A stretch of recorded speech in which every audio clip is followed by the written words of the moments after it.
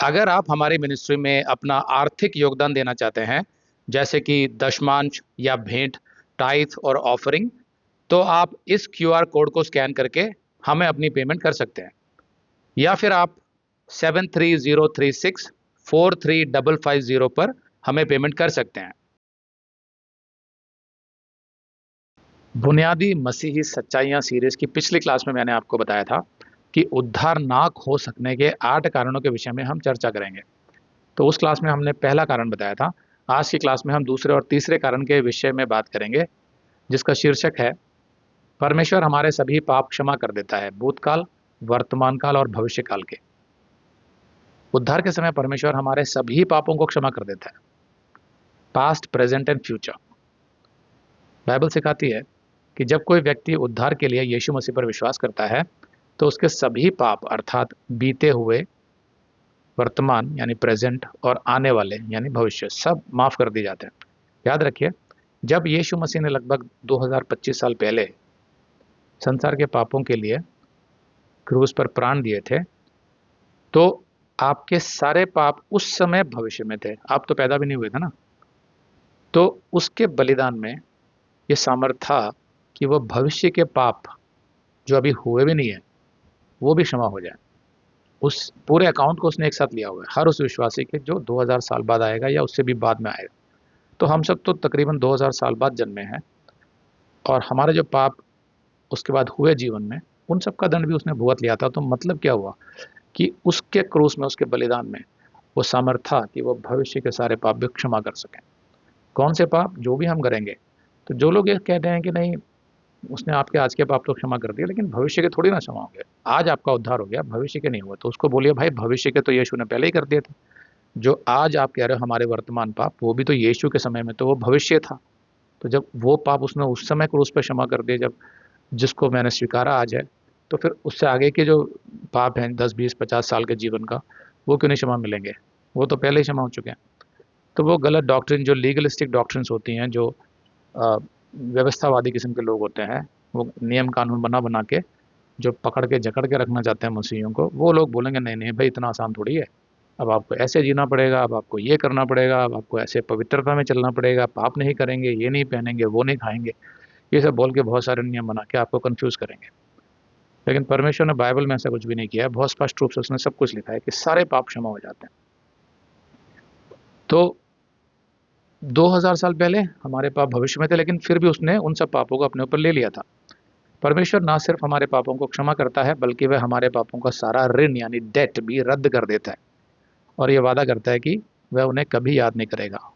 ज़्यादातर धर्म इस बात की बात करते हैं, हिंदू धर्म विशेष तौर पर, कि ऋण होता है, डेट होता है पापों का, जिसको आप अपने जीवन चक्र में भुगतते रहते हैं और उसका भुगतान करते रहते हैं। लेकिन बाइबल सिखाती है कि उसने हमारे सारे पापों का ऋण एक ही बलिदान से रद्द कर दिया, ख़त्म कर दिया, अकाउंट क्लीन कर दिया हमारा। और वो ये भी वादा करता है कि वो उन्हें कभी याद नहीं करेगा। हम करते हैं याद बहुत सारी बातें, जब हमारे विरुद्ध कोई पाप करता है, बुरा करता है, हम उसे क्षमा भी कर देते हैं, लेकिन फिर भी कभी कभी याद आ जाते हैं हमें वो बातें। लेकिन परमेश्वर क्या करता है, क्योंकि वो सर्वशक्तिमान है, उसके पास वो पावर है कि वो अपने जहन से मिटा देता है, हमेशा के लिए ख़त्म कर देता है। मतलब ये कि जब आप परमेश्वर को याद दिलाएंगे अपना कोई पाप, कि परमेश्वर आपको याद है मैंने वो पाप किया था, तो परमेश्वर बोलेगा कौन सा पाप, मुझे तो याद ही नहीं है, वैसा कर देता वो।